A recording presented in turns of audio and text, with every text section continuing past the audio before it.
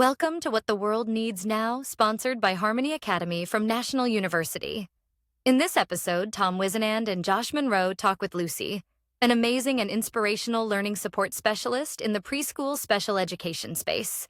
In her spare time, Lucy creates inspirational social media content that challenges the status quo of education. Lucy is also a member of the Harmony Academy Educator Advisory Group. Lucy, thank you so much for being here with us today. For our listeners that don't have the privilege of knowing who you are or what you're about, could you just run us through a little bit of an elevator pitch, if you will? Who are you, where are you from, and what's your role in education? Yeah, of course. Well, thank you for having me. I'm originally from Buffalo, New York, and I moved to Charleston, South Carolina. Been here for the past 11 years, and my realm is the preschool special ed world. For 9 years, I taught in a self-contained preschool special ed classroom in the public school district. And then the past year and a half, I've been in a private school as a learning support specialist. And the easiest way to what our job basically is I'm a glorified resource teacher. I essentially do all the things a resource teacher would do besides serve kids directly. It's a lot of teacher coaching, but then curriculum management, social emotional learning, coaching teachers through that, and just a bunch of other different things. But I have been in the special ed world for quite some time, but my heart is really in preschool. What made you get into special ed, but preschool too, all right? Josh and I teach fifth grade. Yeah. I'm a little bit older, a little bit more independent. Heart goes out to you all. Thank you for being early educators. So what made you go that direction? So actually, in the fifth grade, my school did a service trip to a school called Monroe. I can't remember, I think it might be Dutch or something, but it means like family or something. But it was an early intervention preschool. And so the school I went to was Narden, and we were going there to plant the Narden garden. And I had no idea what I was walking into. And so we were like peeking through the windows and we got a turn to like go into the school and see it. And I was like, this is what I want to do. So I like begged my mom. I don't know how. I was in fifth grade. It's got to be a liability now, but they let me volunteer there every summer. I don't, and I did that. And so my parents were very grateful that I had a decision of what I wanted to go to college for because my sisters changed their major 7 times, and they're like, "All right, this one's good." So went to school for that. Actually, ended up doing my student teaching there.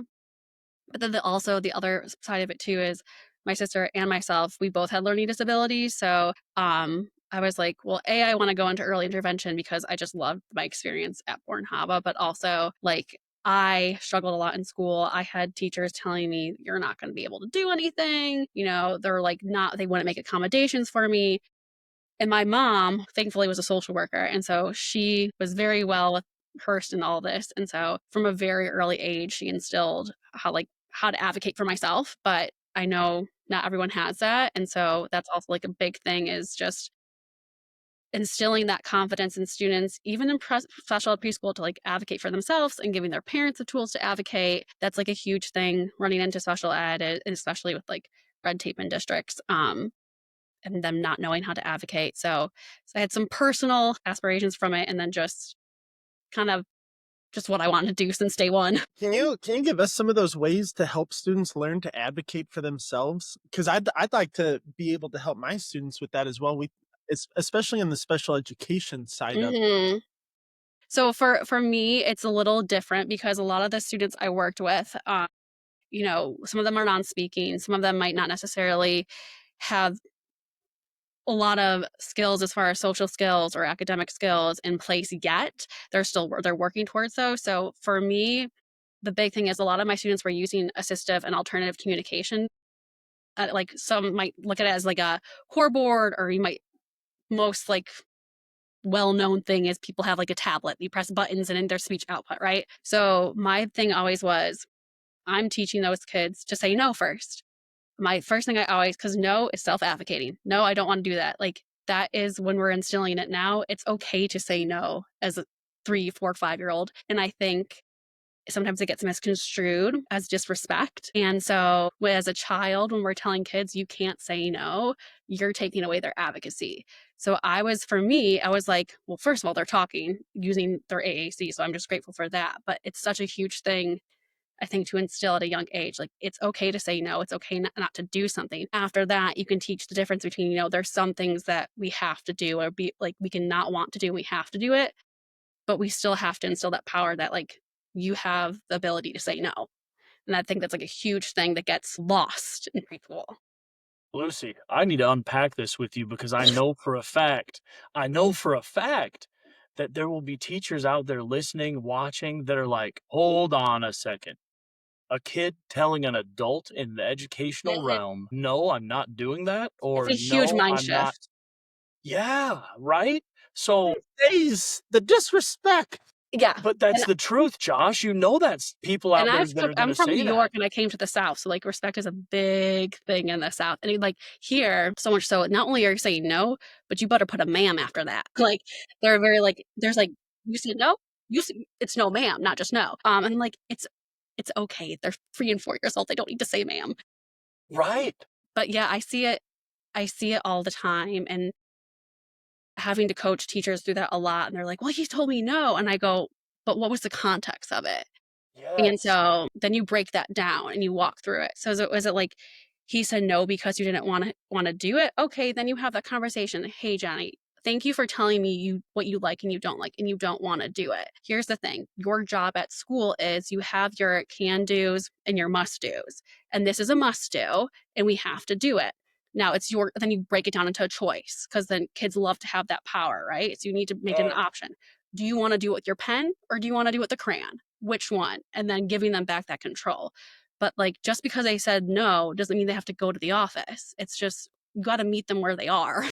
Lucy, I couldn't agree with you more. Sometimes, I tell this to my children at school, my students at school all the time. Your job is to test limits. Your job is to see what adult reaction is. Your Mhm. job is to learn how adults are going to respond in a safe, in a caring, in a predictable manner when you test limits, right?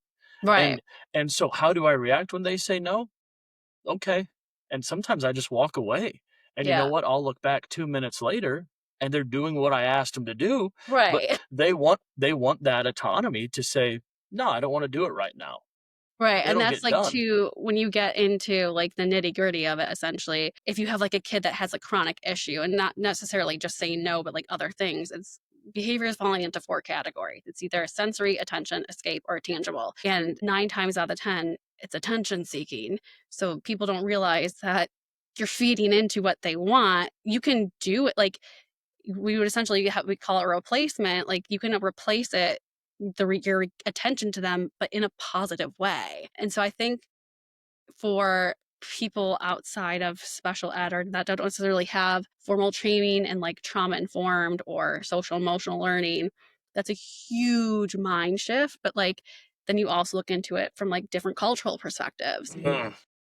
That was like a big learning curve. Like in some of the cultures that I worked in, that's like a big no. Like respect is so huge. And like you cannot teach my child to say no. And you Mhm. have to respect that. So that's like a whole nother side of it. It's like a Yeah. whole big onion that has a bunch of layers. And you mentioned a few times, like it's a huge mind shift to have. And it 100% is for adults to be able to realize that we don't have to have the last word. And Yeah. it'll be 100% okay. That, like Tom said, if you just walk away, like we don't, Mhm.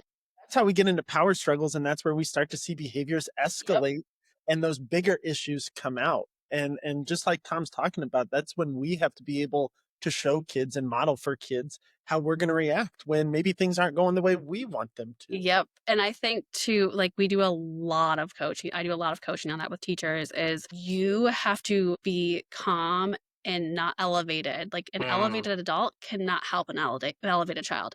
If you're elevated, tap out. Thankfully, I'm in preschool. There's usually another adult in the classroom. So that's easier said than done. But like I always had a coworker with my assistant. I'm like, some of my kids, it was a lot. Like we would get into like they would have aggressive behaviors and sometimes unfortunately you have to implement crisis prevention interventions like they call them therapeutic holds just because they're going to be a harm to themselves or to somebody Mm. else and like so those are very like heightened things and when you're doing that day after day after day you yourself are going to take an emotional toll and I can't do that if I'm not regulated and so we would have a code word my pops in we swap out because I can't help that kid if I'm like that. We're gonna feed off of each other's energy, and it's not gonna be healthy. And I think some people have a hard time recognizing when they've gotten to that threshold, or they get to it too quickly and they don't see it coming. And that's when you get into those power schedules. And I'll be the first to admit, like, I've gotten in so many power schedules and I have to sit back and I'm like, what am I doing? Just stop. I mean, you know what? It's like the power of oops. You say, I made a mistake. I'm sorry. I should not be talking to you like this. And I think that's a huge thing too, is showing kids that you made a mistake. Like, you're human. We as adults can make mistakes. And I talked to you the way I shouldn't have. And that's not okay, but I'm admitting to it. Just like you might talk to me the wrong way. It's okay. We move on. We evolve. We go about life and we just do better next time. Dude, I'm in love with the power of oops. I've never heard of it before, but That's actually from so there's another social emotional curriculum called conscious discipline, and that's something that they talk a lot about in there.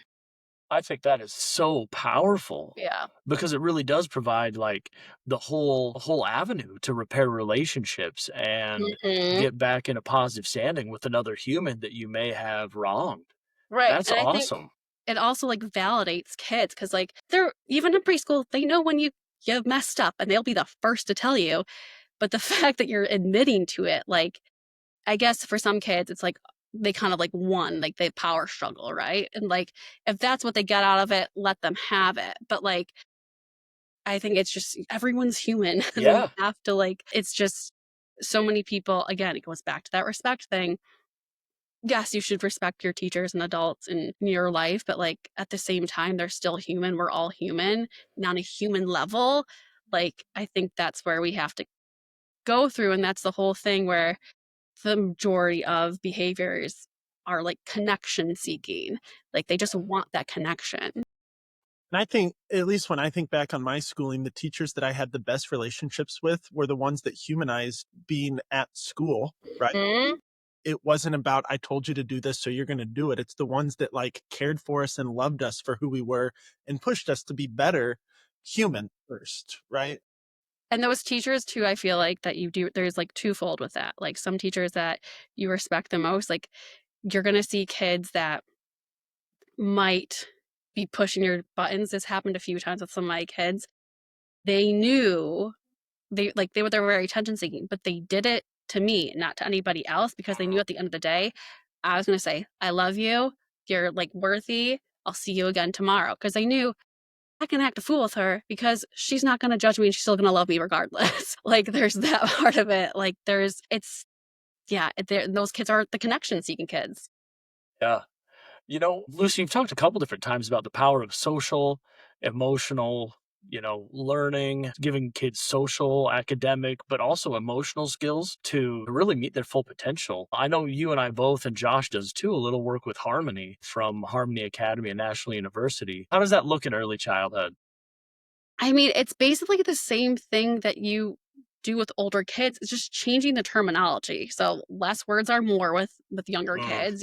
If you can't be giving them a whole lecture and giving them concrete examples. And I think with your younger kids, modeling is so important and doing like scenarios. So like we might read one of the little books and do one of the units, but then kind of taking that and like acting it out and role playing because it's going to stick in their mind more when they have something to reference into instead of just a book.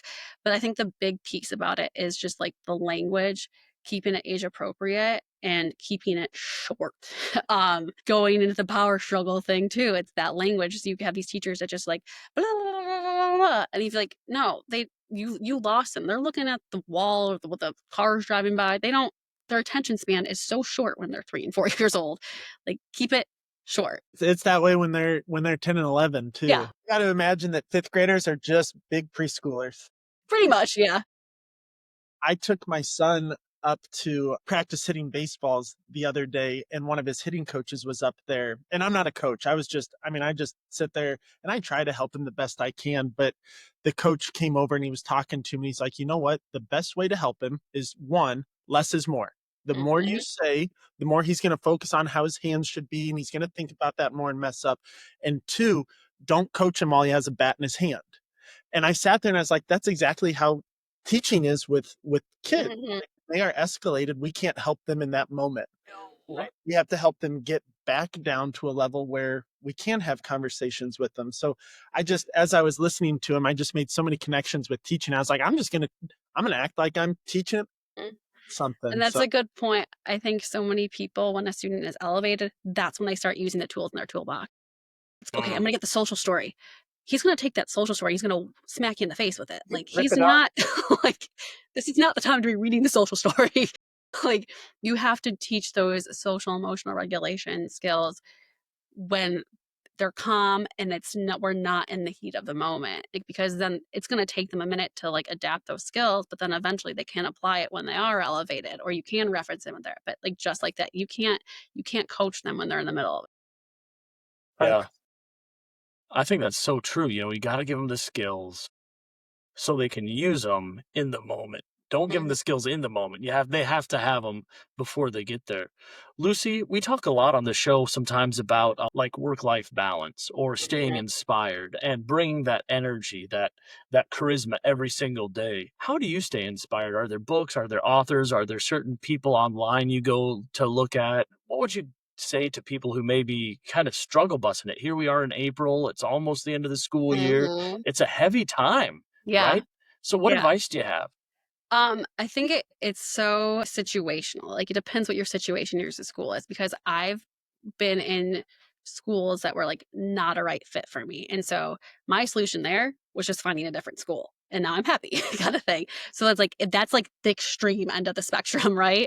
And then Yeah. there's other parts of the spectrum where it's like, I think a really hard part is, as teachers, we're all nurturers. We all want to help people. That's just like inherently in our blood. And sometimes you have to like be realistic, is these are the resources I have. This is what I can do with these resources. And I will do my best at that. But sometimes it's not going to be enough. And that's so unfortunate. But that's kind of just the way the system works. And you have to be okay with it. Now, you can take it to the next level and like advocate at a policy level, but like don't burn yourself out for that. I think you have to be okay with accepting your reality. And if you're not willing to accept that, then make a change of it, or also, but just asking for help. And I think that's sometimes where people get lost is, unfortunately, they're asking for help and their cries are going unanswered. I feel like that is probably one of the biggest things I hear from teachers is, I don't have enough support and I need more support and I don't know what else to do. And that's when I say, like, you have to look at progress over perfection. Like, what made this day better than yesterday?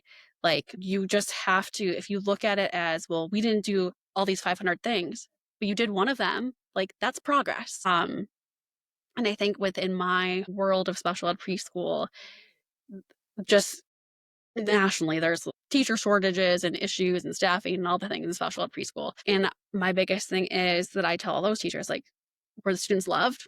Were they fed? Are they happy? Meet their basic needs. That's your job. And so that's progress. Okay, so now we got those. Tomorrow, we aim to teach. Yeah. If we do, great. If we don't, that's okay, because that was progress. Like, that's like a huge thing. I think reminding everybody that perfection is not what we're aiming for and in almost anything in life. And then teaching kids how to look at different things and see progress. We end our day with a little reflection, and it's what was something you enjoyed today, what was Mhm. went well, or what's something you're proud of. And it's a struggle for them at the beginning. If you've got, Mhm. that you ask kids at the end of the day, hey, what'd you learn today? And they're all nothing. And then you find out that they like pet an alligator or something. But it's a struggle to start, and then once you practice it and practice it and practice that reflection, they get really good at it, and they start picking up on, "Hey, this is a moment I could talk about later in the day." Because those kids, you're teaching them to have that mindset shift to, like, it doesn't have to be something so textbook, and it's showing them, like, being optimistic, being, like, gratitude and grateful for just, like, these small things. And I think we live in such a time of everyone being so overindulged in all of the things. We're so work driven, where everything's at such a fast pace. Like, you gotta stop and smell the roses. But, like, kids aren't gonna learn to do that unless you're teaching them at the end of the day to do that.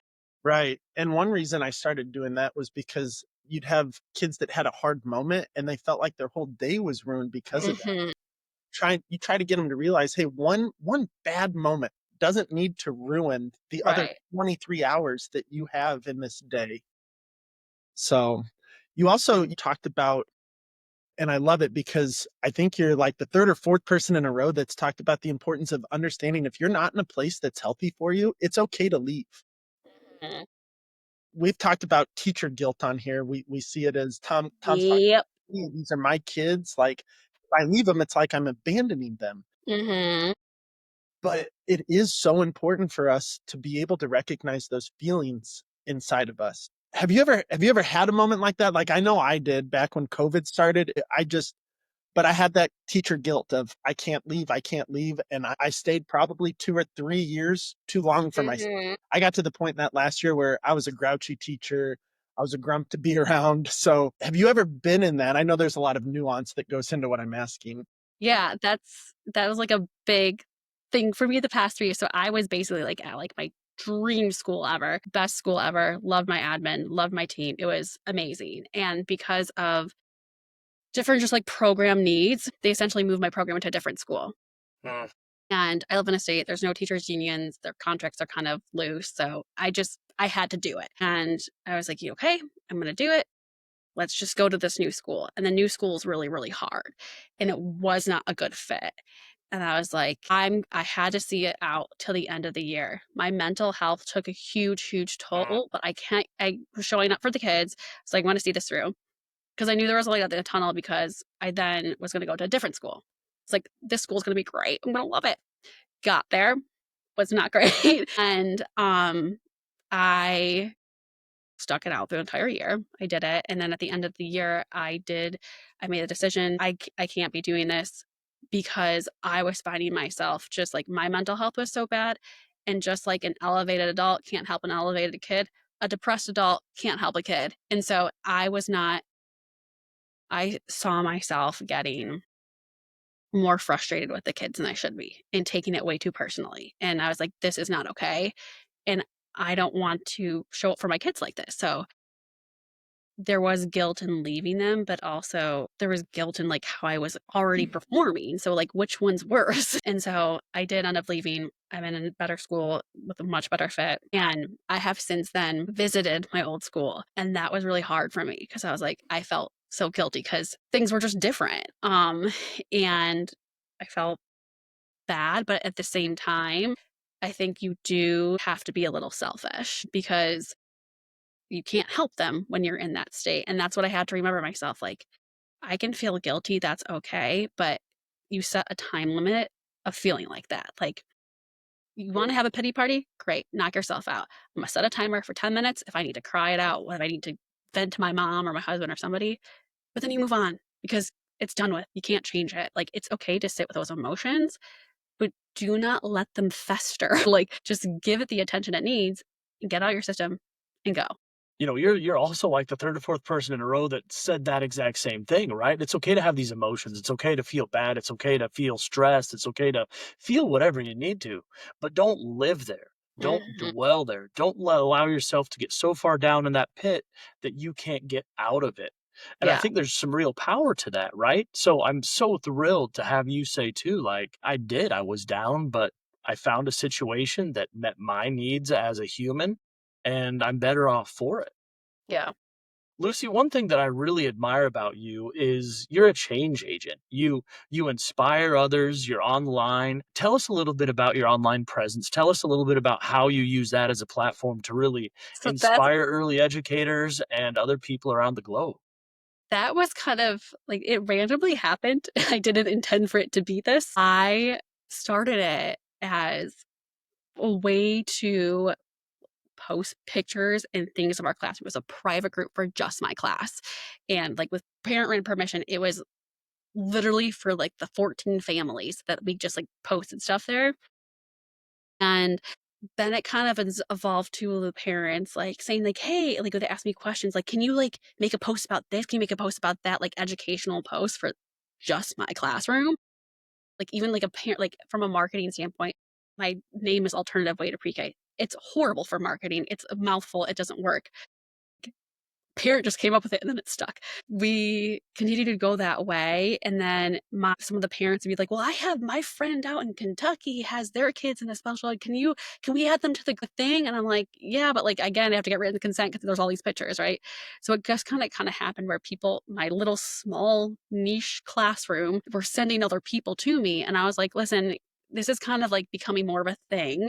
Let's take the kids' pictures out of it because I don't need any HIPAA violations. And it just kind of evolved from there. And then I think again, at such a young age, my mom instilled in me in being an advocate for myself. And that's just been always, I think, something that I've taken personally because I'm working with students that maybe are non-speaking. They don't have the ability to go home and tell their mom what to do or what happened at school. And so I think that's kind of where that advocacy part comes in. But then also just seeing day in and day out people using outdated practices and just things that don't sit well with me. But then a lot of these people, when you talk to them and you tell them why it's not okay, they're like, it's you know better, you do better kind of thing. And we just like live in a day and age, unfortunately, where people get majority of their news from social media, but like use that for good, and just kind of advocate for those things that need to be out there that not necessarily everyone is implementing. Do you find that hard at times? Because my wife, she's in public health. Mhm. She sees people post different things that don't match up with what science says. And she has a very hard time of finding that balance of, hey, I need to say something, or Mhm. where I'm not going to fight that battle right now. Do you ever find yourself?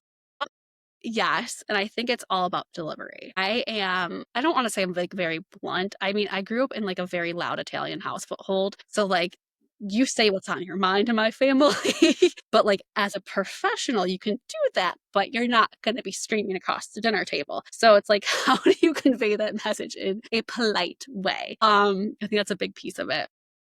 But, I think it's, like, really about delivery and knowing your audience, but also accepting the fact that you're not gonna be everyone's cup of tea. I think a lot of times too, people have issues with, like, "Well, you're not a parent, and you're not a parent of a neurodivergent kid, so, like, how can you have these things?" I'm so data driven, and I'm like, "Here's your data. Here's the science. Here's the studies. This is where it's coming from." I'm never gonna post anything or, like, share anything that doesn't have data. And if I do, I will preface with that saying, I don't really know what I'm talking about. This is just a theory. If you like want to go along for this hamster wheel that I'm on, knock yourself out. But like otherwise take it with a grain of salt. The flip side of that is you're not gonna be everyone's cup of tea, but also you get these keyboard warriors, they're gonna say things. But it definitely is when you see there's actually it's coincidence you're saying this because I just had shared about this one earlier. There's a lot of people out there with very large platforms that are spreading false information. And I think goes back to is just educating an audience saying, like, hey, that's not true. So just be mindful of what that person puts out there because it's not always valid. And I think in special ed, there's a lot of things when you get into special ed, you get into politics and all these things that are all coming out now, and there's very opposite ends of the spectrum of people's beliefs. And I think it's okay for people to have different beliefs. Again, if we don't have that data and all the topic we're talking about is just a theory, I have no problem having a conversation with somebody about it. Like, and just we can each have our viewpoint, but if it's in a respectful manner.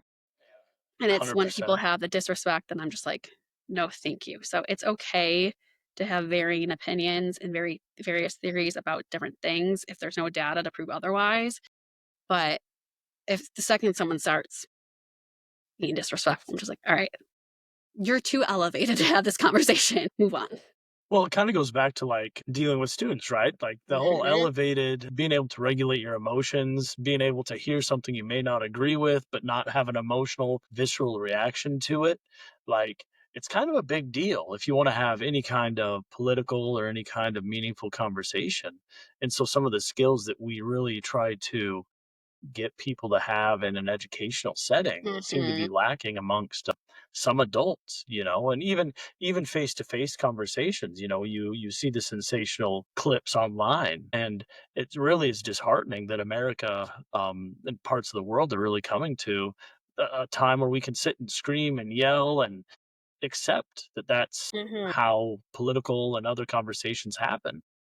And that's the thing, like, people that are having those arguments and those whatever, they clearly do not have social emotional regulation, and they're gonna be the model. If they have children, they are the model for that child, and that's why it's so important to not be elevated as an adult when you're dealing with kids.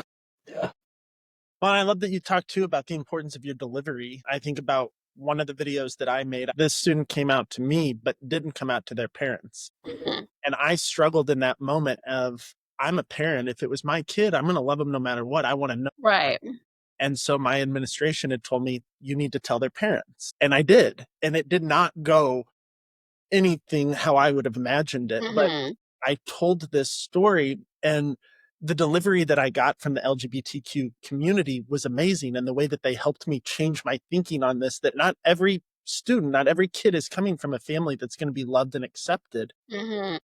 really helped me as I went forward since then in my life on how do I approach these situations? Do I take it from a parent's stance, or do I back up and look at it from a But then again, you're right there, the power of oops. You're like, "Huh, I made a mistake. I learn from you and I move on." And it's like, that's how life is.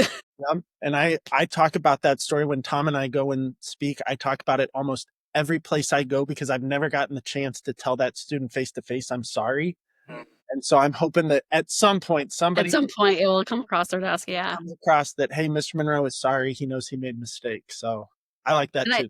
and I think too, yeah, like, there's not specifically in that situation, but, like, there's definitely some similar situations. I was like, "Dang, I really messed up in that." And I didn't get to apologize, but I think that's what's so big about it too, is realizing that you could have done something differently and then applying that later. I think that's what I get upset with people that are on these platforms and monetizing about stuff that just continually say horrible things or the wrong things, and then they might change, but they never own up to it. And it's like, so Mm. have you really changed though? Or are you just doing this to like pull the wool over everyone's eyes and just get out of it kind of thing? Lucy, this has been so much fun. Like I've loved learning all about early education. I've loved learning all about social and emotional regulation. I've loved learning, all about the power of oops. This has been fun. I could sit here and talk to you for hours, but you have to get back to work. Josh and I have to get back to work. So the last question we always ask everybody is, what does the world need now? It can be in the world of education. It can be just globally. In the 60s, there was this song, and I'm sure it's maybe going through your head right now. What the world needs now is love. But what do you Yeah. think the world needs now? I think it's just connection, like genuine connection.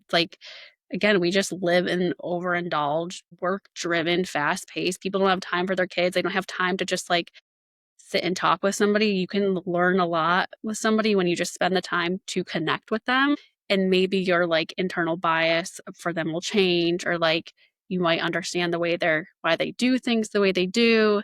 And so you'll have that mind shift. Like, oh, they're not doing that to be mean. They're doing that because they went through something or something like that. I think ultimately at the end of the day, everyone is just connection seeking. They just don't know A, how to make that connections, or B, how to ask for that connection. And so it's kind of navigating that, but just be open to those connections. Don't I'm an overly friendly person. If you couldn't pick that up, I'll say hi to anybody. Like, just say hi to someone. Like, you don't know, that could change someone's day. That connection of you saying hi could, like, it sounds intense, but that could be the difference between someone's life and death right there. Like, you don't know what that impact is going to be. And that goes back to Dr. Kiernan's meaningful coincidences. Thank you. Thanks for having me. Ladies and gentlemen, that's our show.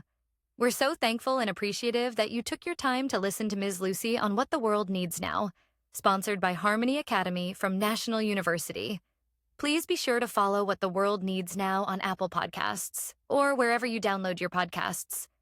We hope that as you head out, you remember that the biggest factor that plays into student success is you.